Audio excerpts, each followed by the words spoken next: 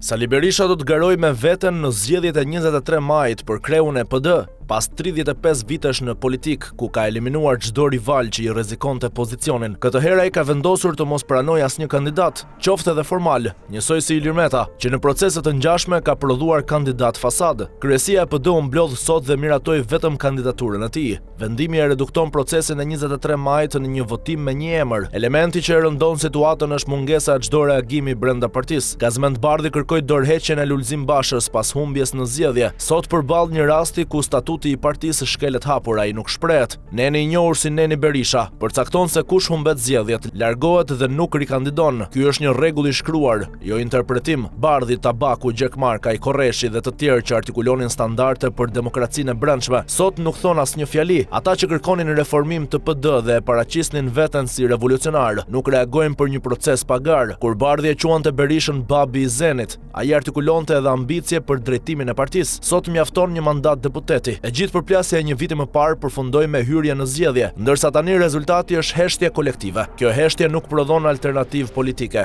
Një parti që akuzon kundërshtarin për manipulim zgjedhjesh, organizon një proces me një kandidat. Një parti që ankohet në BE për standarde demokratike, nuk aplikon as minimumin e garës së brendshme. Emri Parti Demokratike mbetet formali kur procedura reale përjashton konkurrencën. Ky model e mban të pandryshuar ekuilibrin politik. Edi Rama fiton zgjedhje përballë një opozite që nuk prodhon sfidë të brendshme. Në PD nuk artikulohet kundërshtim ndaj drejtuesit. Rasti i Ervin Salianit e ilustron këtë mekanizëm. Ai kundërshtoi dhe u përjashtua. Të tjerët e lexuan sinjalin dhe zgjodhen heshtjen.